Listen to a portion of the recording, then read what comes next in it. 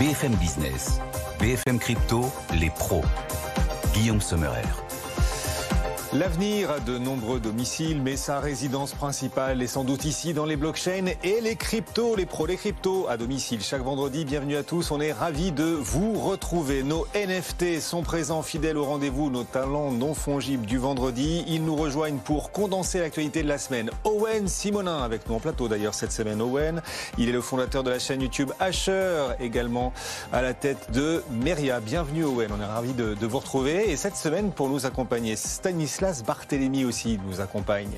Venez Stanislas. Vous êtes le bienvenu en plateau. Stanislas Barthélémy, senior manager crypto et web3 pour KPMG. Salut Stanislas. Welcome. Asseyez-vous messieurs. Mettez-vous bien confortable et à l'aise. On va rester à vos côtés et ensemble pendant plus d'une vingtaine de minutes. Vincent Gann aussi, notre spécialiste des cours et des courbes des cryptos est avec nous. Bonjour Vincent.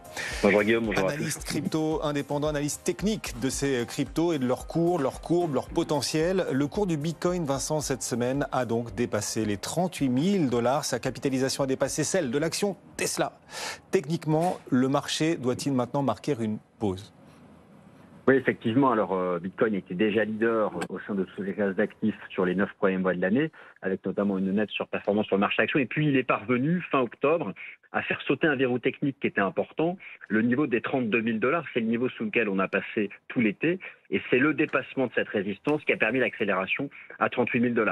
Alors, je vais préciser ce que vous venez de dire. Avec une capitalisation boursière de plus de 700 milliards de dollars, Bitcoin, qui n'appartient à aucun marché centralisé, occupe maintenant la 11e place mondiale et effectivement a dépassé de pas grand-chose l'action Tesla et se situe pas loin des GAFAM.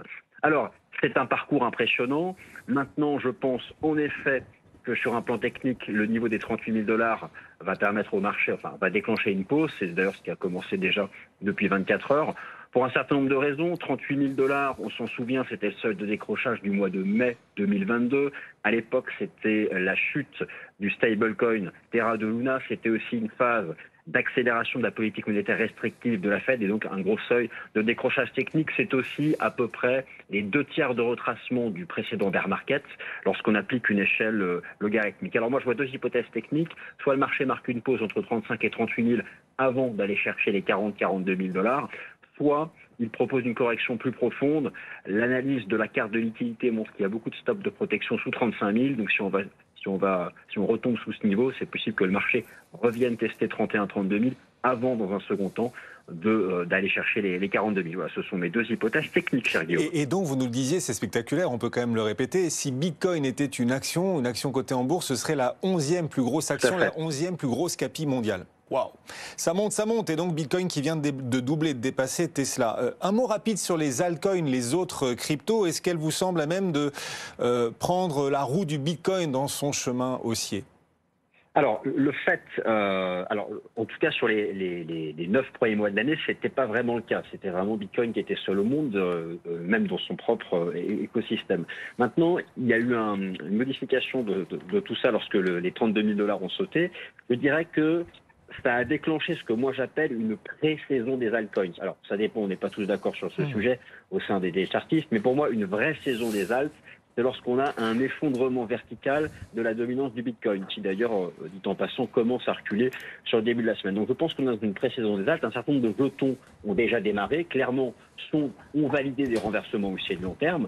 Mais voilà, on n'est pas encore dans une vraie saison des alts. Donc tout ça pour dire que le meilleur reste à venir. Et moi, ce que je retiens sur ce sujet, sur les alts, c'est que je pense que cette semaine, on a un point bas majeur du rapport relatif entre Ethereum et Bitcoin sur la paire ETH-BTC. Je pense que le point bas est fait et ça c'est très marquant sur l'ensemble de la semaine. Merci Vincent de nous avoir accompagnés. Vincent Gann, analyste technique indépendant, régulièrement à nos côtés dans les pros des cryptos. Tout de suite les titres de cette émission hebdomadaire. On va parler des ETF Bitcoin. La SEC aurait ouvert les négociations avec Grayscale pour la conversion de son GBTC en ETF spot sur le Bitcoin, ce qui serait donc bon signe sur la validation à venir de ces ETF spot Bitcoin. On va en parler dans un instant. On évoquera aussi BlackRock qui envisage un ETF spot aussi sur Ether désormais. Et puis Nouriel Roubini qui semble désormais se convertir aux cryptos, lui qui jusqu'ici les méprisait, peut-être les détestait même. Eh bien Nouriel Roubini lance un token, lui qui a toujours dit pique-pendre des cryptos, alors qu'Elon Musk, au contraire, confirme qu'aucune de ces sociétés ne lancera le moindre token sur une crypto. On parlera de ce chassé-croisé entre l'économiste Nouriel Roubini et le milliardaire Elon Musk, sans oublier, si on a le temps à la fin, peut-être on verra le procès de Sam Bankman-Fried, même s'il ne s'est rien passé de cette semaine, puisqu'il a été, et c'est vrai, accusé des 7 chefs d'inculpation, c'était il y a maintenant une grosse semaine, et le verdict n'est attendu qu'au mois de mars, mais on essaiera de tirer quand même quelques enseignements de ce procès. C'est votre machine à condenser le temps, à refaire l'actu de la semaine, jusqu'à 15h30 quasiment. C'est parti.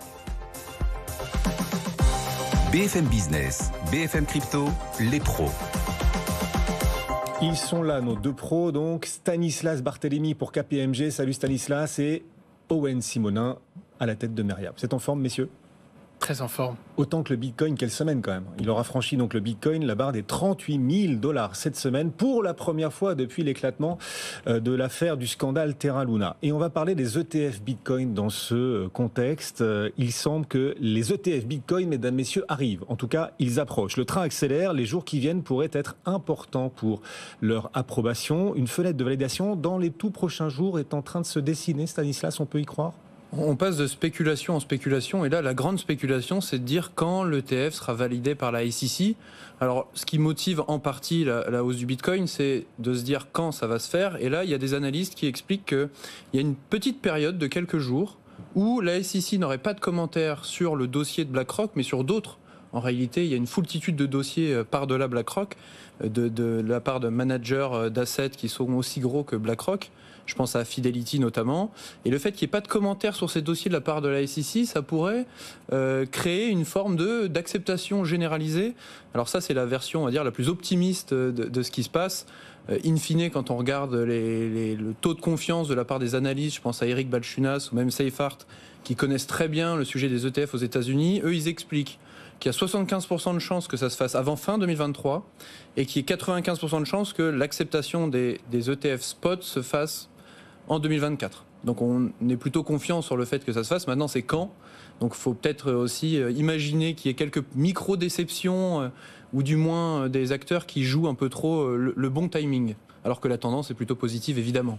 Et puis un signe de plus, la SEC apparemment a ouvert des négociations avec Grayscale pour la conversion de son GBTC en ETF spot sur le Bitcoin. Donc ça voudrait dire qu'effectivement elle s'apprête sans doute à valider ces ETF. C'est un des signaux avant-coureurs tout à fait du changement de pied de Gary Gensler et de la SEC vis-à-vis justement de ce fameux ETF spot. Alors là on parle d'ETF spot sur le Bitcoin et on en parle depuis des mois et des mois. Mais il y a aussi de plus en plus de projets sur l'autre grande crypto, à savoir l'Ether. BlackRock, le géant BlackRock, semble envisager, Owen, la création d'un ETF spot sur l'Ether. Tout à fait, et ils ont d'ailleurs rempli tout ce qui était nécessaire pour pouvoir faire cette demande. Ça a été confirmé hier soir, ce qui a d'ailleurs permis à Ether de gagner un petit peu en force face à Bitcoin. Ether était sur un plus bas face à Bitcoin depuis très longtemps, et ça lui a permis de récupérer un petit peu d'énergie puisqu'il a touché les 2100 $ hier. Il statue actuellement à 2080 $ pendant qu'on se parle. Et c'est pas vraiment surprenant dans le sens où quand on fait un ETF, c'est naturellement un produit. On veut avoir du volume sur ce produit et donc on veut avoir des clients. C'est donc la demande toujours qui va driver ces différents produits et ces structurations de produits. Bitcoin représentant à lui seul actuellement 53-54% du marché des crypto-monnaies. Ether représentant à lui seul une grande partie du reste de la valorisation.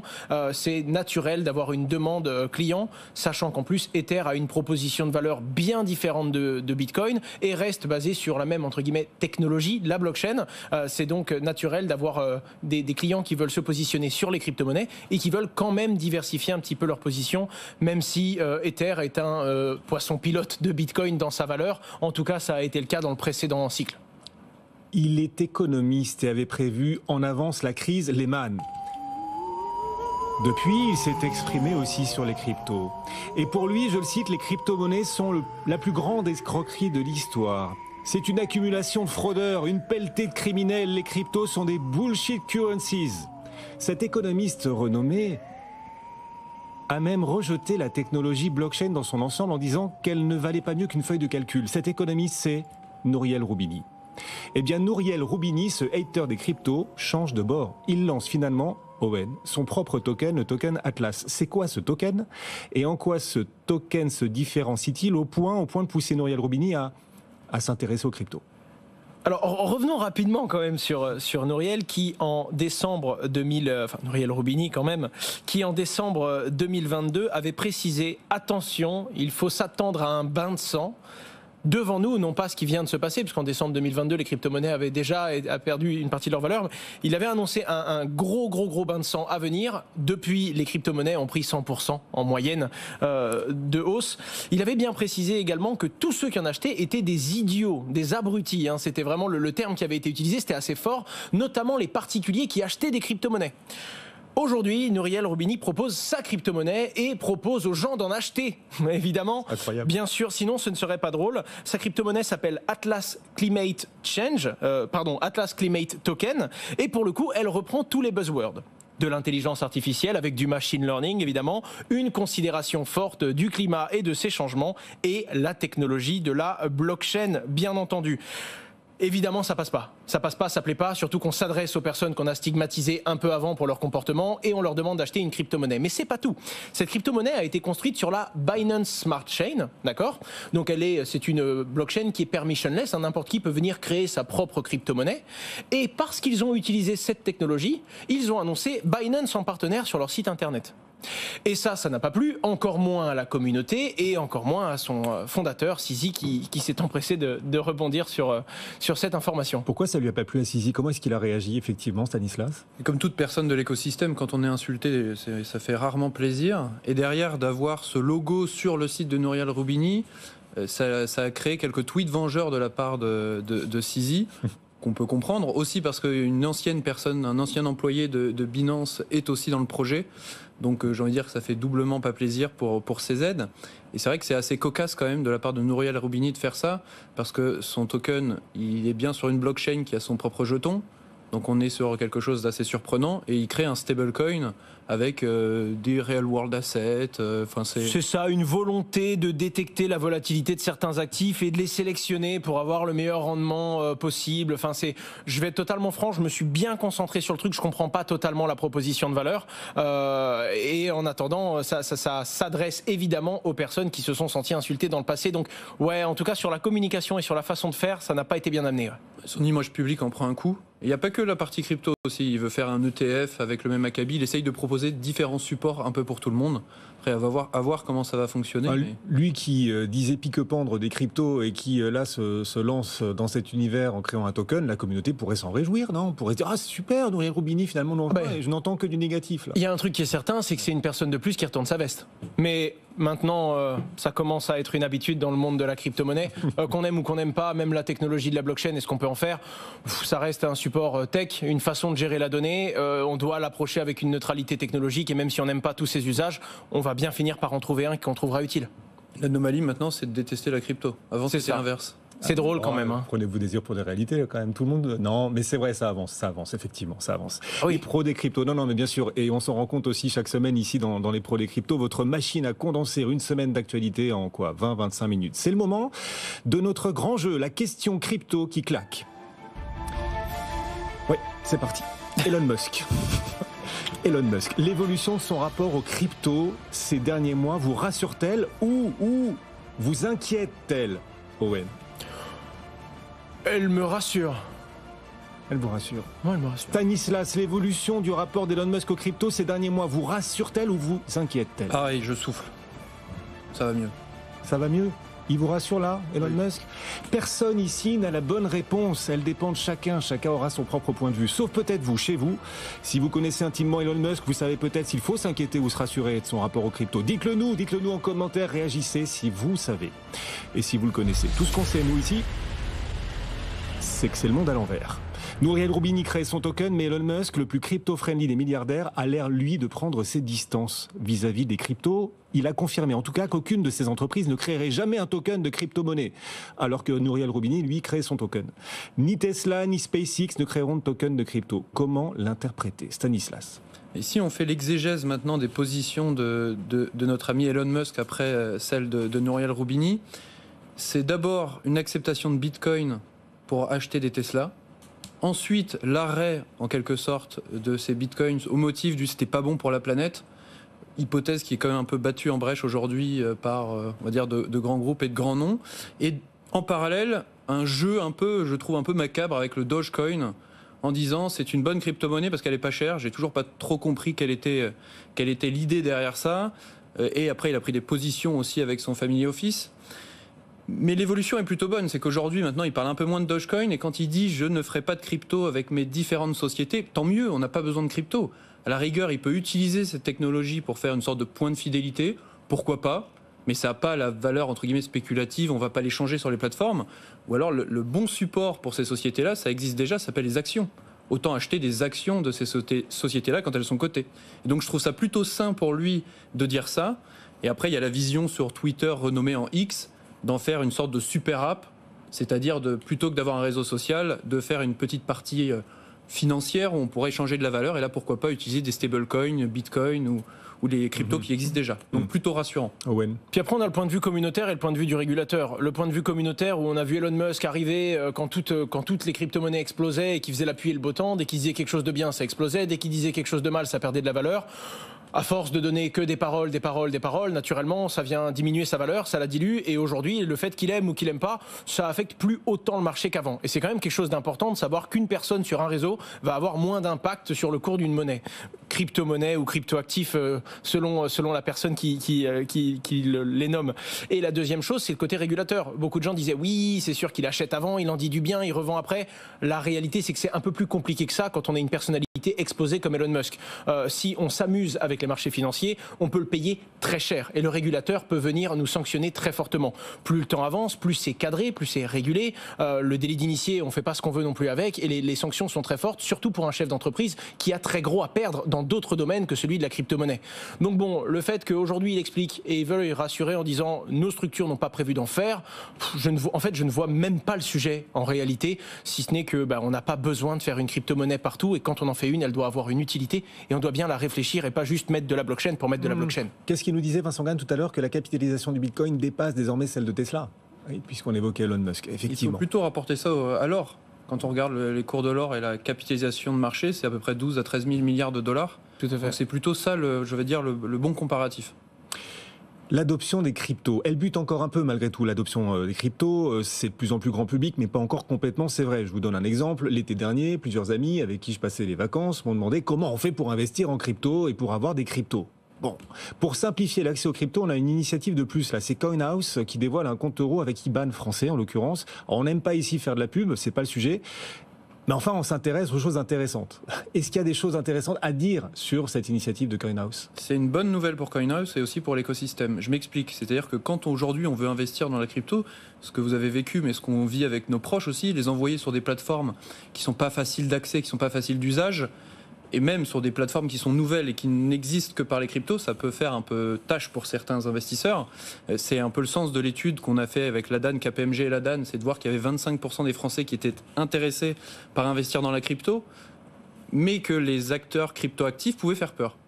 Et donc l'idée derrière ce compte euro, qui à mon avis va être renouvelé ailleurs, c'est de reposer sur des infrastructures un peu du monde traditionnel et bancaire. En l'occurrence, CoinHouse ne fait pas ça en son nom propre, ils font ça avec la société qui s'appelle Trésor, qui appartient à Société Générale et qui permet de faire ce qu'on appelle du banking as a service, c'est-à-dire d'octroyer pour le compte de tiers des comptes en euros avec un IBAN et des comptes qui appartiennent à la personne.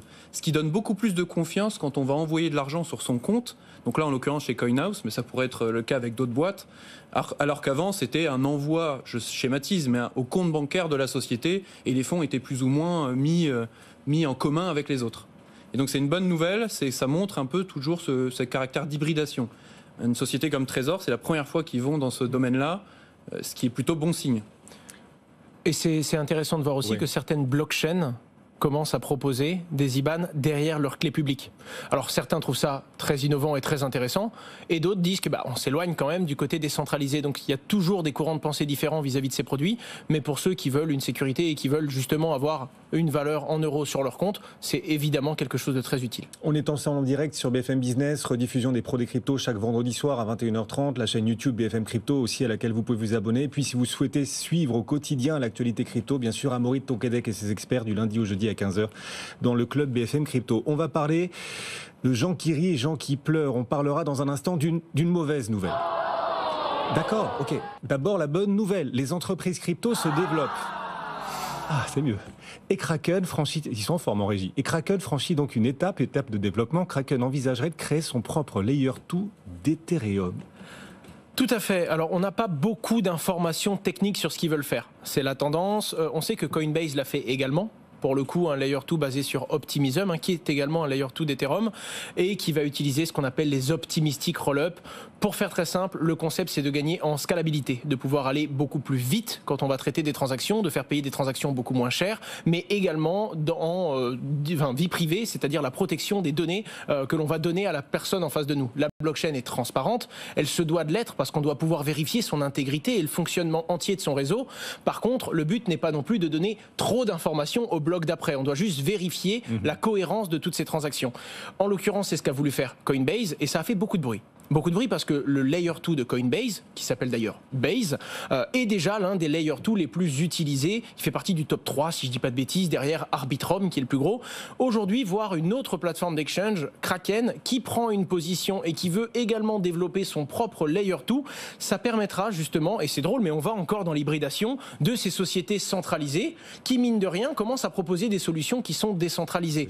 Et toutes les institutions, à leur échelle, commencent à le faire et comprennent que y a quand même une expertise qui est l'expertise décentralisée. Et même quand on ne veut pas distribuer celle d'un autre, c'est bien de mettre les mains dans le cambouis, c'est bien de contrôler soi-même et de proposer une solution qui va finalement indirectement se marier parfaitement avec certains services centralisés. Oui, l'hybridation qui se poursuit. Vous vouliez dire un mot là-dessus, Stanislas? C'est qu'il y a un enjeu de revenu aussi. C'est-à-dire que Coinbase, société cotée, ils peuvent espérer plusieurs millions de dollars de frais, voire même dizaines de millions. Et ça, c'est pas neutre pour une société qui se développe. Et j'ai envie de dire que ce grand mouvement, c'est celui de l'autoconservation.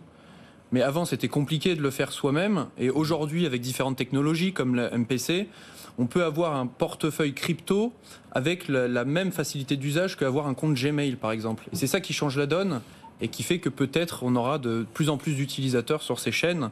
Donc cette hybridation entre un acteur centralisé qui en plus a vérifié le client, le KYC, et en restant dans cette même application qui peut aller picorer des bons applicatifs de finances décentralisées par exemple pour déposer de la valeur, générer des taux d'intérêt, etc.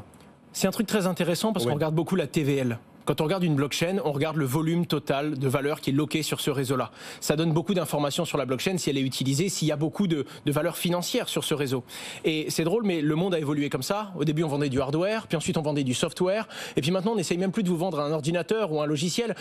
On est carrément votre propre banque. Laissez dormir votre argent chez nous. Quand vous achetez une voiture, on vous propose le prêt qui va avec. Quand vous avez une application mobile, la marque vous propose carrément d'avoir des systèmes de paiement. Maintenant, on est proche des capitaux. Et indirectement, la blockchain... Et on les rend captifs, Et c'est ça. Et c'est sur ces capitaux. Donc je pense que c'est également un moyen de rester proche des capitaux de leurs clients qui repartent dans des réseaux décentralisés. Pourquoi pas le leur?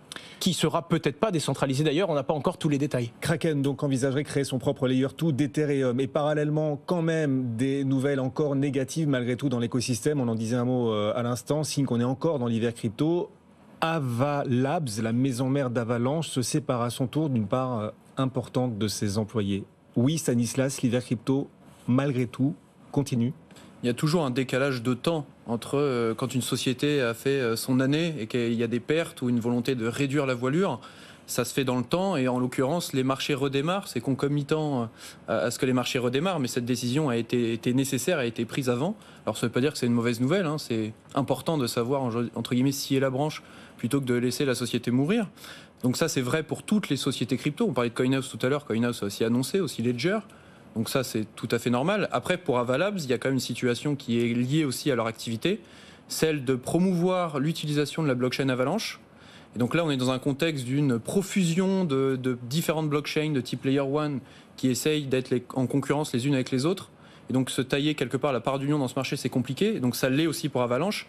Et troisième chose, il y a aussi, est-ce que le devenir d'Avalanche est bon techniquement? Je ne parle pas de prix encore une fois. C'est l'économie d'une blockchain qu'il faut analyser et on voit qu'elle génère pas assez de frais pour arriver au même niveau que la dépense en jetons qui est réalisée pour permettre de le sécuriser. Et donc si on met un peu ces trois raisons-là, ça explique qu'ils réduisent la voilure.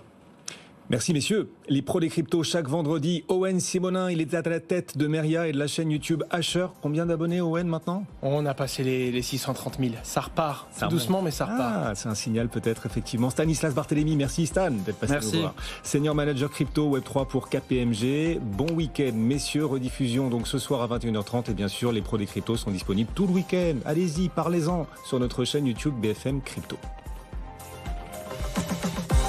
BFM Business, BFM Crypto, les pros. Dans